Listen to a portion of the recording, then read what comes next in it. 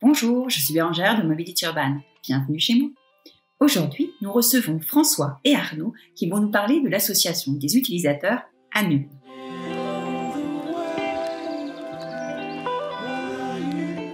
Bonjour François, bonjour Arnaud. Est-ce que vous pouvez vous présenter ? Bonjour, effectivement, moi c'est François.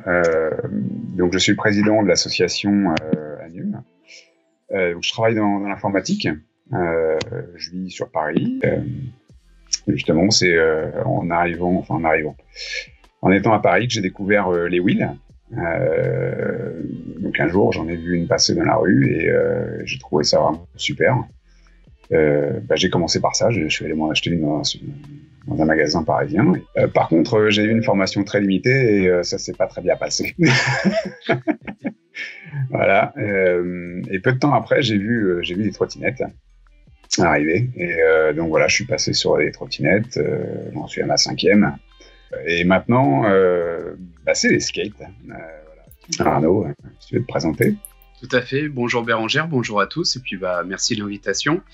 Donc moi, Arnaud, président adjoint de l'association, j'ai 34 ans, je travaille aussi dans le secteur informatique, mais dans le secteur des médias. Et donc je suis propriétaire de 2 trottinettes. J'ai commencé par la Xiaomi M365 et même au tout début par le free floating. La première approche, elle a été faite comme ça à Paris au tout début du free floating. Très vite, j'ai acheté une M365. Et au bout de plusieurs centaines, même milliers de kilomètres, j'ai eu vraiment le besoin de monter en gamme et j'ai acheté donc une 010X. Et comme François, je vis également à Paris et je suis aussi originaire de Normandie. Donc grosse coïncidence, on ne se connaissait pas auparavant. On s'est rencontrés par le milieu des EDPM sur les réseaux sociaux liés essentiellement au tout début à la trottinette et à tous les EDPM maintenant. D'accord, merci. Est-ce que vous pouvez nous dire ce que c'est que l'ANUM dont on va parler ce matin et qu'est-ce que cet acronyme veut dire aussi ? Voilà, donc ANUM, ça veut dire Association nationale des utilisateurs de micro-mobilité électrique. Voilà. Alors, vous n'êtes pas tout seul dans cette association. Il y a, je crois, 5 ou 6 membres du bureau. C'est ça ? Et est-ce que vous pouvez nous les présenter ? Est-ce que vous pouvez nous dire qui ils sont et rapidement ? Exactement, donc on a Philippe Roche qui est trésorier de l'association. C'est donc un trotteur qui est chercheur de profession, il habite à Salon de Provence. On a également Denis Blom qui est trésorier adjoint, wheeler, retraité et qui habite en région Paris-Île-de-France. Frédéric Roussange qui est secrétaire de l'association, il travaille dans le secteur informatique et il habite à Lyon. Alison Imbert, secrétaire adjointe de l'association dans le secteur de la vente, qui habite à Lyon également.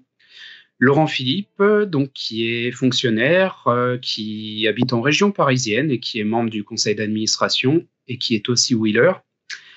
Tienne Fap, membre du conseil d'administration, qui est wheeler aussi, région Paris-Île-de-France. Antoine Marpeau, qui est membre du conseil d'administration, qui roule en e-skate également dans la région de Metz. Et on a également Vincent Joubert, membre du conseil d'administration, qui est trotteur et qui habite en région Paris-Île-de-France. Très bien, voilà une belle équipe. Vous êtes finalement assez nombreux et plutôt répartis sur tout le territoire et avec à peu près tous les EDPM. Il doit en manquer quelques-uns parce que les EDPM c'est très très large, mais on va dire les 3 majeurs, la wheel, oui, c'est ça. La trottinette. C'est ça, d'ailleurs il y en a un qui a connu une période de grand boom et qui est assez sous-représenté aujourd'hui. J'ai même plus le nom en tête, d'ailleurs François tu vas m'aider. Il y a les gyropodes, effectivement, on en voit, voilà. On n'en a pas énormément vu, mais on en voit encore moins. Et puis, il y a tout ce qui est overboard. Voilà, c'était à l'overboard auquel je pensais, qui pour moi, relève plus de l'activité de loisir que d'un véhicule à proprement dit, quoi. Oui, effectivement. Alors du coup, cette association, quand est-ce qu'elle est née et qu'est-ce qui en est le générateur ? Pourquoi vous avez créé une association ? Ouais. Donc, comment ça s'est passé, en fait, c'est que j'étais tombé sur des informations de la Fédération des professionnels de la micromobilité, donc c'est la FPMM, quand je cherchais certaines informations sur les engins. Et j'avais décidé de les contacter. Donc voilà, j'ai eu un premier contact. Et donc ils avaient déroulé une assemblée générale et j'aurais souhaité avoir plus d'informations sur ce qu'il y avait eu dans cette assemblée générale. Et bon voilà, quand un particulier arrive comme ça à contacter une fédération, ils nous ont simplement demandé d'être organisé, donc d'avoir une structure pour pouvoir échanger un peu plus librement avec nous et être un peu plus en confiance. Donc j'avais commencé à lancer une idée d'association sur certains groupes Facebook. Bon, ça n'a pas eu un grand succès et voilà, bon, c'est tombé dans un petit trou. Donc ça, c'était début 2019. Et en fait, ce qui nous a tous fait réagir par la suite, c'est l'annonce des 20 km/h par Elisabeth Borne. Et là, on a vu quand même une ébullition sur tous les réseaux sociaux. Et pour le coup, c'est Arnaud qui a relancé sur Facebook un message comme ça, en me proposant de lancer une association pour essayer de représenter un peu tous les utilisateurs de micromobilité. Et donc voilà, on a pris contact ensemble avec Arnaud. Et puis donc on a commencé à lancer le recrutement un petit peu des membres à la fois sur Facebook et sur Telegram. Vous aviez oui. un passif d'association, enfin, vous étiez déjà membre d'association avant, pas du tout? Pas du tout, zéro. J'ai fait partie d'une asso avant, j'ai jamais géré une asso, rien. Moi, j'ai quand même eu quelques expériences dans le milieu associatif en tant que bénévole, souvent pour divers stages divers et variés, des assos vraiment complètement différentes. Mais pas de passer, en tout cas, en fonction officielle dans une association avec une grosse responsabilité dedans. Donc voilà, en fait, on a créé des groupes de discussion, notamment sur Telegram, pour échanger un petit peu avec tout le monde. D'ailleurs, on te remercie, Bérangère. À ce moment-là, tu nous avais aidé un petit peu à relire les statuts, par exemple, ou d'autres choses. Parce que, comme je dis, on connaissait pas grand-chose quand même dans le domaine. Donc, c'était pas facile au tout début. Fallait vraiment comprendre les rouages. Voilà. Bon, il y a l'aspect déclaratif, préfecture, etc. Ça a pris un petit peu de temps. Et puis, il a fallu quand même trouver des gens aussi à recruter. Donc, quand on a lancé ça, moi, je me sentais pas les épaules pour être président. Donc, on a cherché un président. Voilà, donc on a eu Patrick Afterman qu'on a nommé président, et puis voilà, c'était parti. Donc ça, c'était en mai 2019. D'accord. Et du coup, quelles ont été vos actions? Quelles sont les actions de la Lune? Ouais. Alors, bon, déjà, dans le passé, on a rencontré énormément de monde autour du milieu de la micromobilité. Globalement, que ce soit des professionnels, des institutionnels, donc on a rencontré les ministères des Transports et de l'Intérieur. Donc l'Intérieur, c'est vraiment eux qui ont rédigé le décret. Donc malheureusement, on est arrivé un petit peu tard. Le décret était déjà bien dans les tuyaux. Et c'est dommage parce qu'en fait, même si le ministère de l'Intérieur est assez rude en négociation, on va dire, il y a des points quand même avec lesquels on arrive à discuter avec eux et on voit qu'il y a une part d'écoute. Voilà, donc ensuite on a parlé avec des assureurs, de la fédération, bien sûr, dont on a parlé avant, des vendeurs, des importateurs, des avocats, parce que il y a des choses dans les textes du décret qu'on a eu du mal à comprendre et voilà, des avocats ou des juristes, c'est assez utile dans ce cas-là. Qu'on fasse pas de mauvaises interprétations. Et on a même eu des lobbyistes qui nous ont contactés pour pousser certaines catégories d'engins. Voilà, donc ça c'est marrant. On discute aussi avec la prévention routière, donc l'APR, l'association de prévention routière. Tout ça, donc c'est ce qu'on fait un petit peu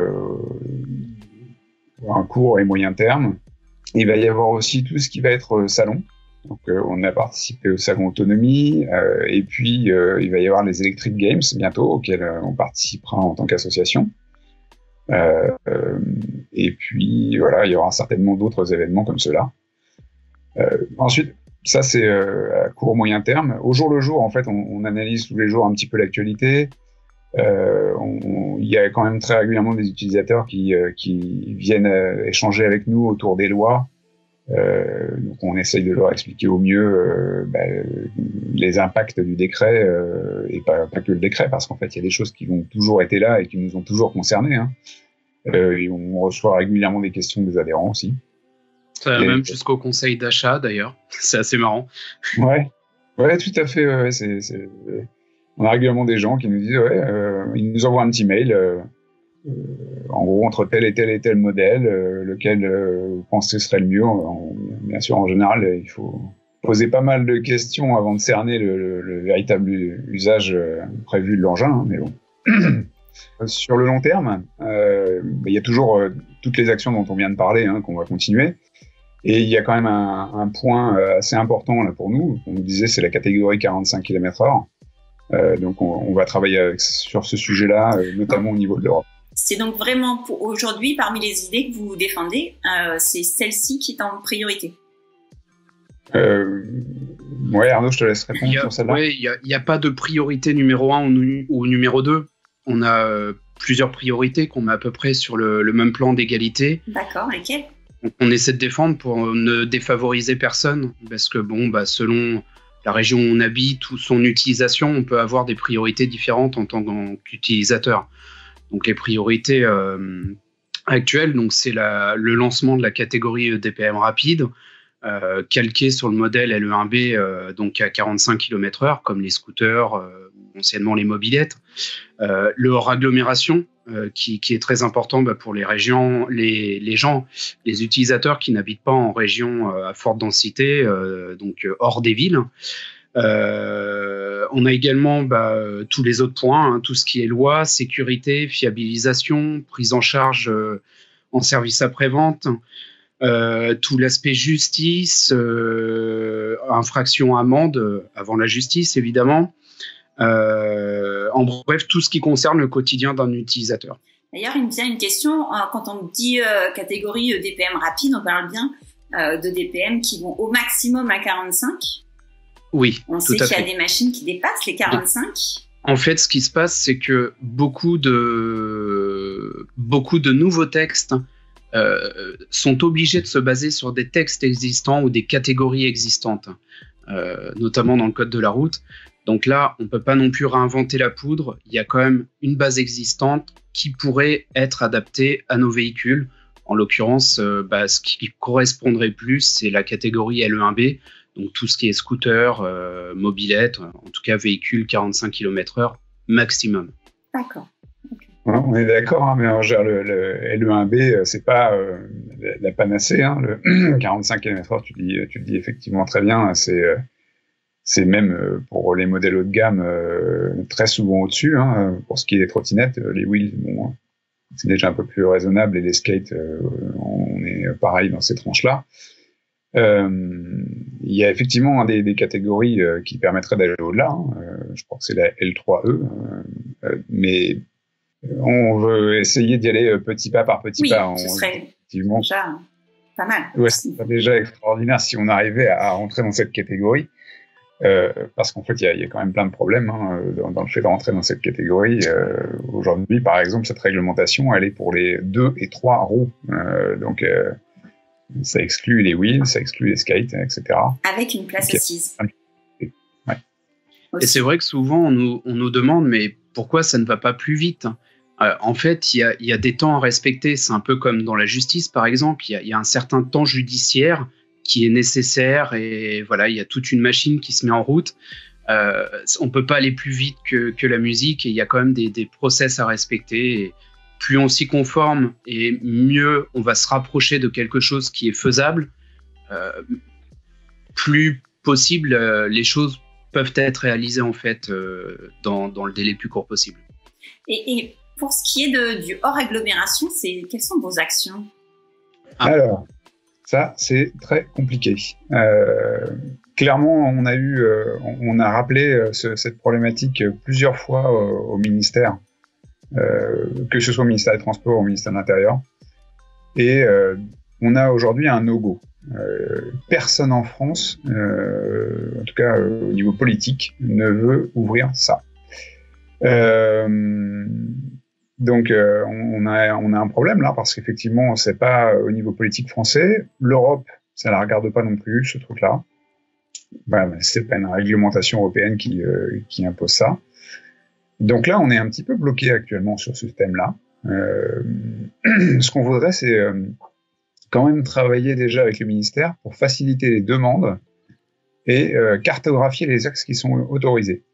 Donc nous, on a commencé un petit peu à développer un petit logiciel qui permettrait de centraliser un petit peu tout ça et de remettre ça sur une carte. D'ailleurs, s'il y en a qui savent développer un petit peu en PHP, on est preneur. On a malheureusement pas assez de temps pour finaliser ça. Donc ça, c'est de notre côté. Et ensuite, on aimerait que ce soit quelque chose pris en charge par l'État, tout simplement, parce que là, notre périmètre de communication, il est limité. Donc voilà, si on veut que ce soit appliqué et bien appliqué, il faudrait que tout le monde y ait accès. Est-ce qu'à votre connaissance, il y a déjà eu une dérogation sur une voie hors agglomération? Non. Très bonne question, mais non, ouais. Non, pas encore. Enfin, en tout cas, pas à votre connaissance.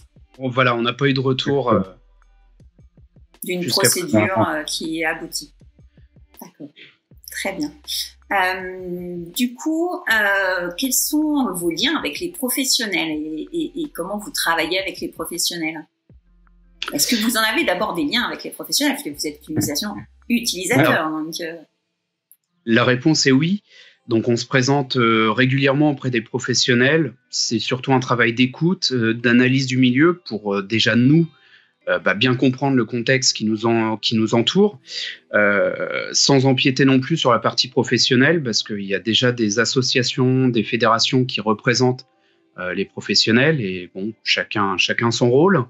On rencontre aussi régulièrement beaucoup de professionnels lors des grands rendez-vous, des grands moments de la micromobilité. Sinon, il y a pas mal de rencontres lors des salons, lors des projets. Il y a des réunions en télétravail qui se font en amont, et aussi lors d'opérations de communication.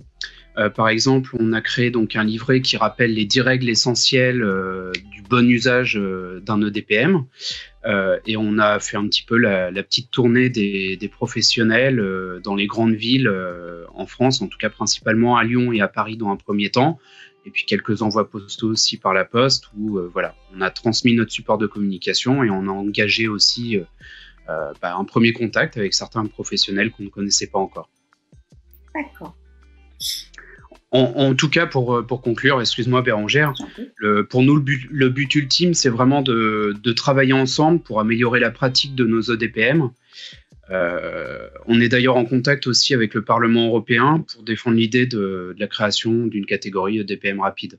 Ça, au niveau français, on arrive un petit peu au bout des choses, des possibilités. Et on a un rendez-vous prochainement au Parlement européen qui sera peut-être d'ailleurs en vision selon l'actualité. Et au niveau des objectifs, donc une catégorie 45 km/h, DPM rapide comme on l'a dit, sans selle, élargir la réglementation actuelle, donc R 168 à 1 et 4 roues, parce qu'en fait, pour l'instant, au niveau réglementation, il y a un petit souci pour les e-skates qui rentrent pas suffisamment bien dans les textes. Une histoire de 2-4 roues, donc un skate ça a 4 roues par rapport aux trottinettes qui en ont 2 ou les roues une seule, et voilà, ça peut poser quelques problèmes de texte. On compte aussi voir pour alléger tout ce qui est réception européenne pour ces engins. Donc la réception, c'est ce qu'on appelait anciennement les mines, c'est-à-dire homologuer un véhicule pour sa mise en circulation. Et actuellement, c'est plutôt inadapté et très coûteux. C'est vraiment plusieurs dizaines de milliers d'euros. Pour les constructeurs, ça coûte très, très, très, très cher. Et enfin, on aimerait bien pouvoir harmoniser la réglementation entre pays européens pour la catégorie EDPM actuelle, donc inférieure à 25 km/h, en tout cas pour la plupart des pays aujourd'hui en Europe. Là, on est en train de travailler sur un autre petit sujet aussi, pas forcément si petit que ça. Il y a beaucoup de subventions qui sont faites pour les vélos et vélos assistance électrique, subventions financières. Concrètement, ce sont souvent les régions, voire certaines villes qui proposent des aides financières à l'achat pour tout simplement des engins qui permettent de se déplacer en polluant moins que les engins traditionnels. Donc voilà, on va en fait contacter un petit peu tous les conseils régionaux pour essayer tout simplement d'inclure les EDPM dans ces dispositifs. Et ce qui nous amène au moyen de vous aider à réaliser les choses plus vite ou de façon plus efficace. Pourquoi il faut adhérer à l'ANUM? Qu'est-ce que ça change d'être adhérent ou pas adhérent? Dans la mesure où vous avez l'air bien motivé de toute façon pour travailler. Donc, qu'est-ce que ça change? Alors, donc c'est effectivement essentiel pour nous qui est des adhérents. Hein. La première chose, c'est quand on va tout simplement au contact, notamment du milieu politique. Quasiment à chaque rendez-vous qu'on a eu, on a la question combien vous avez d'adhérents. Voilà. Donc la première fois on y est allé, je crois qu'on avait même pas 100 adhérents quand on était au ministère de l'Intérieur. Donc forcément, ça pousse pas les gens. On n'a pas de poids, tout simplement pour négocier. C'est aussi bête que ça. Hein. Quand on a derrière une fédération des motards ou je sais pas quoi, où il y a, je sais plus combien ils sont, mais ils sont beaucoup. Le poids n'est évidemment pas du tout le même. Déjà parce qu'il peut y avoir des répercussions derrière. Hein. Derrière, quand on a une manifestation des motards, bah ça va faire tout de suite un petit peu de bruit. Alors les PDM font pas assez de bruit, hein, en même temps c'est un avantage. Mais... donc voilà, ça c'est la première raison. La deuxième, c'est tout simplement on a besoin de fonds. On a besoin d'un peu de fonds. On n'est pas très dépensier, mais malgré tout, on a besoin d'une trésorerie, donc que ce soit pour imprimer des supports de communication, pour être présent sur des salons. Hein. Il y a des salons professionnels, bah il faut s'inscrire, il faut payer tout simplement. Les frais de gestion de compte aussi, c'est des choses aussi bêtes que ça. Hein. C'est comme pour un particulier, un compte bancaire, il y a besoin de quelques frais. Voilà. On a besoin d'un petit peu de matériel. Donc, par exemple, on voit le fond derrière Arnaud. Voilà, on essaye d'avoir des présentations un petit peu, je dirais léchées. Le terme n'est pas vraiment très adapté, mais un petit peu sympa pour quand on fait des lives ou autres. Avoir une qualité de vidéo, etc. Bah, tout ça, c'est un petit peu de moyens aussi. Et puis, il y a les frais de transport, tout bêtement. Il y a des réunions. Bah là, on parle d'aller à Bruxelles prochainement. Bah voilà, hein, déjà, on prend beaucoup de jours de congé ou autre, donc c'est quand même pas mal si on n'a pas à payer ça sur nos deniers personnels. Vous êtes bénévole, on est d'accord. Tous les membres du bureau sont bénévoles. C'est bien sûr, bénévole. C'est totalement bénévole et sur notre temps personnel, parfois ça empiète même un petit peu. Sur le professionnel, on laissait à minima, évidemment. Et ensuite, on a lancé, il n'y a pas longtemps, donc le réseau ANUM, le réseau d'associations ANUM. Le but, c'est de regrouper un petit peu toutes les associations locales, tout simplement comme la FUB le fait. Donc la FUB, c'est la Fédération des utilisateurs de bicyclettes, hein. Une fédération qui est quand même extrêmement puissante et en tout cas qui est extrêmement importante. Donc voilà, le but pour nous, c'est d'être plus fort à plusieurs et de pouvoir aussi mettre en avant les actions locales de ces associations. Donc nous, tout simplement, qu'on fasse le relais des petites communications et qu'on puisse fournir du matériel ou de l'aide tout simplement à ces associations. Donc là, on a eu le cas d'une association qui nous a rejoint il n'y a pas longtemps. Ils ont fait une session de prévention, par exemple. Donc, ils ont travaillé avec la sécurité routière ou les forces de police, je crois. Bah, tout simplement, on leur a envoyé les livrets, voilà, tout simplement, pour qu'ils aient un support de communication. On sait que pour une petite association locale, enfin petite ou pas petite d'ailleurs, hein, on voit, nous, les efforts que ça nous demande pour produire des choses comme ça. Donc, on se dit autant partager, tout simplement. Hein. Donc, voilà, ce réseau, il nous semble assez intéressant dans la mesure où on voit que on n'est pas juste notre association, mais finalement des associations un petit peu partout en France, avec des besoins qui peuvent être un peu différents, des utilisations qui peuvent être un peu différentes. Donc, on le voit, par exemple, côté espagnol. Donc, on a aussi créé donc un réseau européen sur Telegram, où on discute avec beaucoup de gens un petit peu partout en Europe.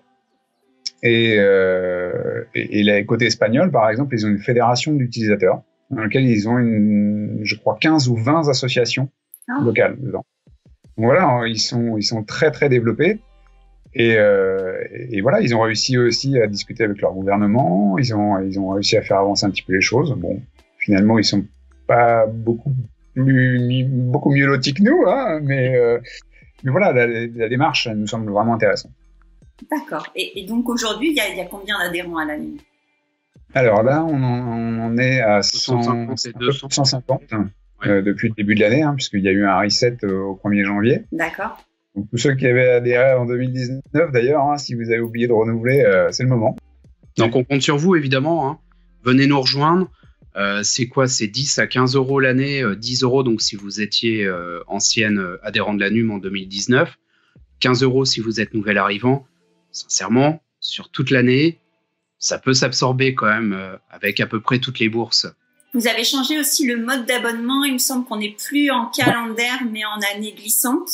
C'est-à-dire que la personne adhère pour 1 an, quelle que soit la période à laquelle elle adhère. Ouais, alors, ça a été un petit sujet chez nous parce que c'est pas très classique dans les associations. Beaucoup d'associations sont en année calendaire, soit 1er janvier, 31 décembre, ce qu'on avait fait l'année dernière. Le problème, en fait, c'est que tout simplement, en fin d'année, il y a quasiment plus personne qui souhaite adhérer, hein, parce qu'ils ne voient plus l'intérêt d'adhérer pour 1, 2, 3 mois qui restent.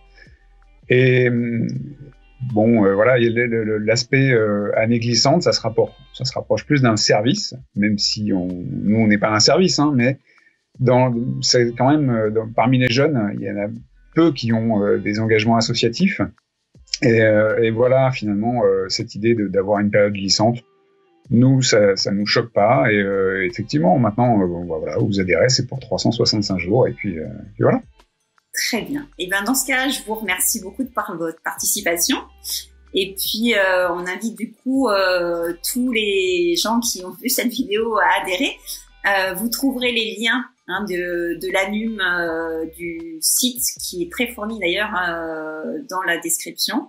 Et du coup, sur le site, il y a le formulaire pour s'inscrire. Voilà. Et je vous remercie. Voilà, merci à toi de nous avoir invités. Merci. À bientôt. À bientôt. Voilà. Vous en savez plus sur l'ANUM. Vous savez maintenant ce qu'il vous reste à faire pour défendre vos droits d'utilisateur. Vous pouvez retrouver tous les liens nécessaires dans la description de cette vidéo. N'oubliez pas de liker, de partager et d'ajouter un petit commentaire, ça fait toujours plaisir. À bientôt!